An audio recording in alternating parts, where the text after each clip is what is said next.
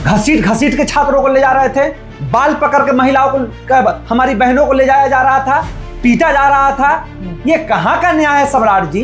जो पैसे देकर शिक्षा मंत्री बने हो, अपने पिता के बदौलत जो मंत्री और मुख्यमंत्री बने हो। मतलब गर्म है शिक्षा मंत्री पर भी और सम्राट चौधरी पर भी। ये लोकतांत्रिक देश है, यहाँ आंदोलन करने से किसी का बाप हमें नहीं रोक सकता। मनीष यादव और सवाल के जीन्स में पिस्तौल नहीं ना होगा, कलम होगा ना कि पिस्तौल को कमर में। हम लोग कलम से क्रांति करने वाले लोग हैं। हम लोगों के कमर में पिस्तौल और बम नहीं रहता है।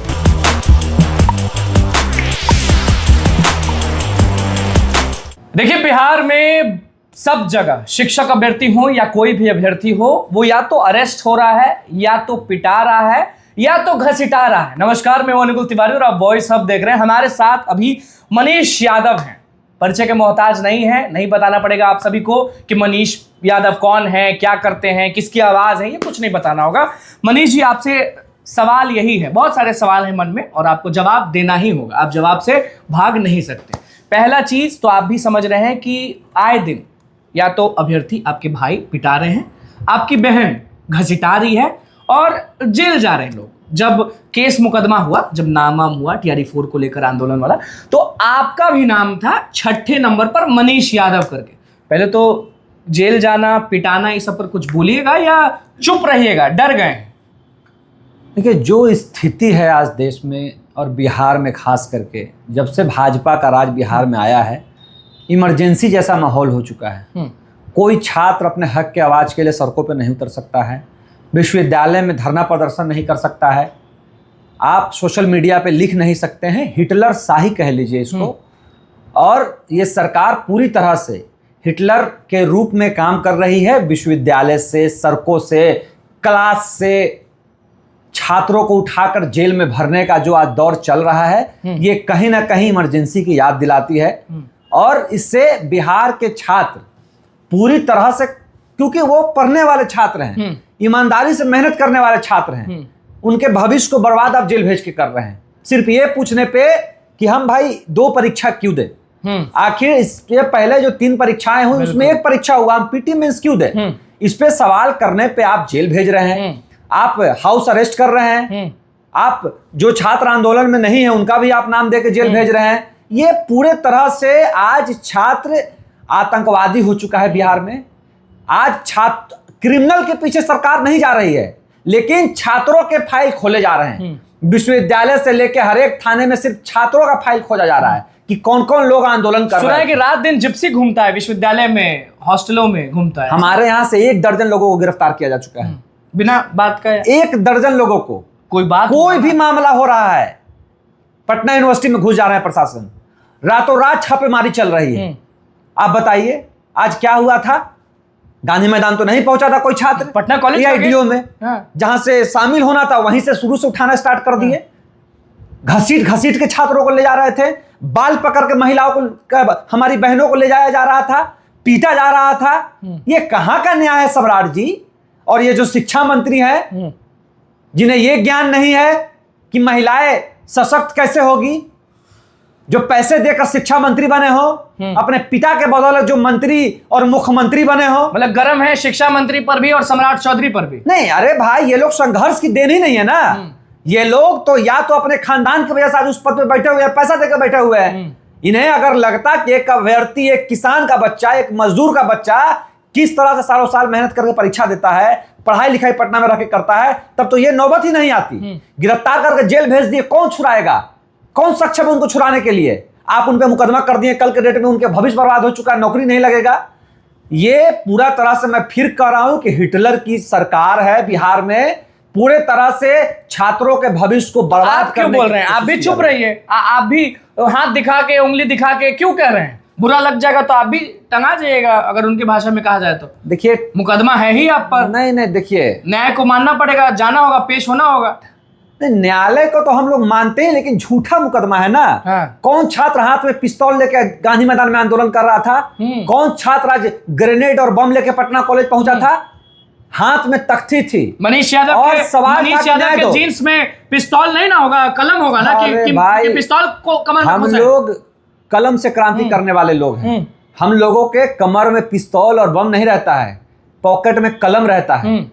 जिस कलम की बदौलत हम लोग देश स्तर पर शिक्षा बांटते हैं। और यही बिहार के छात्र जिन्हें आप आज लाठियों से पीट रहे हैं, कल जब आपके शिक्षा व्यवस्था को बेहतर करने की बात आएगी तो इन्हीं का नाम आएगा, सम्राट चौधरी जी और मिथिलेश तिवारी जी, ना कि आपका नाम आएगा, याद रखिएगा। सम्राट चौधरी तो कहा जाता था कि युवा का बात बहुत मानते हैं, युवा के बारे में सोचते हैं, युवा हैं। मैं आपको वही कह रहा हूं ना कि युवा में दर्द तो उन्हीं को होगा ना जो कलम के सहारे सत्ता तक पहुंचे हों, जो पिता के सहारे सत्ता तक पहुंचे हों और पैसे के सहारे सत्ता तक पहुंचे हों, उनको कहां से दर्द होगा। एक किसान के बच्चे का दर्द, रिक्शा ठेला चलाने वाले बच्चे का दर्द, मनीष यादव का दर्द कहां से इनको महसूस होगा। ये पूरी तरह से सरकार कहीं ना कहीं अन्याय कर रही है। छात्रों को मेरी मांग है कि सरकार तुरंत रिलीज करे, पूरे सारा फर्जी मुकदमा हटाए, जितने भी छात्रों का मुकदमा हुआ है उनको वापस ले, नहीं तो बड़ा आंदोलन हम लोग फिर से उसी पटना उकसाते हैं आप लोग, इसीलिए आप लोगों पर मुकदमा है। ये हम नहीं कह रहे हैं, ये नेता लोग जो भी सरकार में है, उन लोग के पास जब भी हम बयान लेने जाते हैं तो कहा जाता है कि कोचिंग वाले और सो कॉल्ड छात्र नेता नहीं लोग बोलते, सो कॉल्ड छात्र नेता उकसाते हैं, भड़काते हैं कि करो ताकि नाम होगा। किस लिए? हमने तो कभी बिना बात के नहीं कहा कि मिथिलेश तिवारी के घर पे चढ़ जाइए, कभी तो हमने बिना बात के नहीं कहा कि सम्राट चौधरी के घर पे चढ़ जाइए।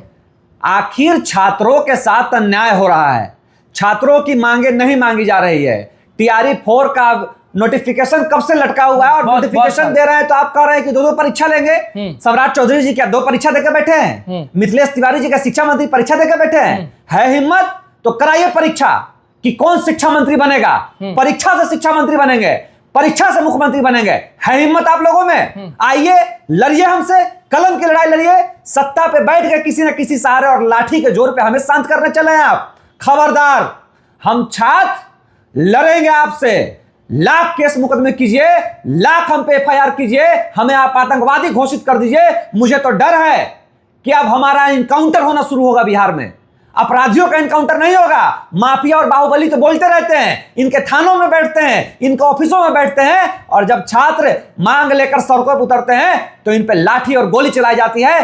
कोई दो राय वाली बात नहीं है कि कल के डेट में चुन चुन कर छात्र नेताओं का, जो सो कॉल्ड छात्र नेता कर रहे हैं, उनका इनकाउंटर हो और कहें कि ये लोग बिहार को के छात्रों को बरगलाने की कोशिश कर रहे थे, इसीलिए इनका इनकाउंटर कर दिया गया। मांग बस इतना था टीआरई 4 के अभ्यर्थियों का कि नोटिफिकेशन का एक अनाउंसमेंट कर दीजिए ठप्पा लगा के, और पीटी पेंस नहीं होना चाहिए। और दूसरी चीज कि मनीष जी, आप ही एक बच्चे हैं जो सोफा पे बैठे हुए हैं, ऑफिस में हैं, बाकी सभी लोग कहाँ हैं आपको मालूम? देखिए, हमको भी नोटिस आ चुका है, थाने से मुझे कई बार फोन भी आया है। तो क्यों नहीं जा रहे हैं? कोई बड़ी बात नहीं कि मेरी गिरफ्तारी हो जाए, नहीं, मैं तो न्यायालय के समक्ष मैं नहीं था, चूंकि बिहार में मैं जाऊंगा न्यायालय के समक्ष, मैं 1 से 2 दिन में पेश होने जा रहा हूं। कोई बड़ी बात नहीं कि वहां से मुझे भी जेल भेज दिया जाए।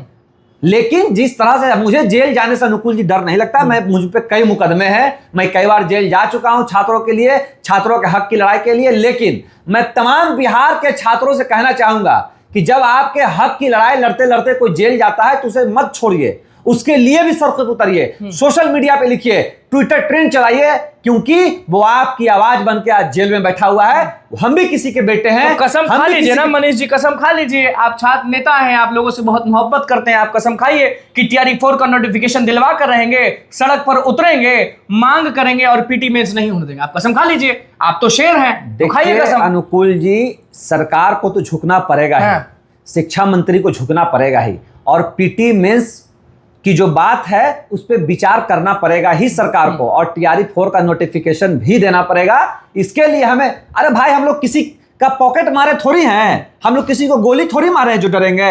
हम लोग अपने हक आवाज के लिए लड़ रहे हैं, और हम लोग जिस बिहार और जिस देश में लड़ रहे हैं वहां संविधान से वो देश चलता है, लोकतंत्र से वो देश चलता है। भले उसे खत्म करने की साजिश भाजपा के लोग कर रहे हो, लेकिन हम फिर भी लोकतंत्र और संविधान में मानते हैं, और उसी के साथ अपनी लड़ाई को पूरी मजबूती से लड़ते रहे। चलिए, तो बस बता दीजिए कि अब सड़क पर मनीष यादव और लाखों अभ्यर्थी आवाज बनकर कब उतरने वाले? नहीं, उतरेंगे, बातचीत होगी। जिस तरह से डरा सहमा रहे हैं छात्रों को, लाठी का जोर दिखा रहा है, एफआईआर का जोर दिखा रहे हैं, इससे थोड़ी डरेंगे। हम लोग उतरेंगे, बड़े पैमाने पर उतरेंगे, और सरकार के समक्ष और सड़कों पे भी शांतिपूर्ण तरीके से उतरेंगे। लेकिन आपको एफआईआर करना होगा, कीजिएगा। हम एक हाथ में गांधी, एक हाथ में अंबेडकर और संविधान को लेकर उतरेंगे। ये लोकतांत्रिक देश है, यहां आंदोलन करने से किसी का बाप हमें नहीं रोक सकता है। बिल्कुल। तो भैया गहमा गहमी, गर्मा गर्मी बहुत ज्यादा बढ़ गई है शिक्षा मंत्री और सम्राट चौधरी पर। पूरे बिहार के जो अभ्यर्थी हैं वो नाराज हैं, क्योंकि जब हम भी पूछने जाते हैं तो यही जवाब मिलता है।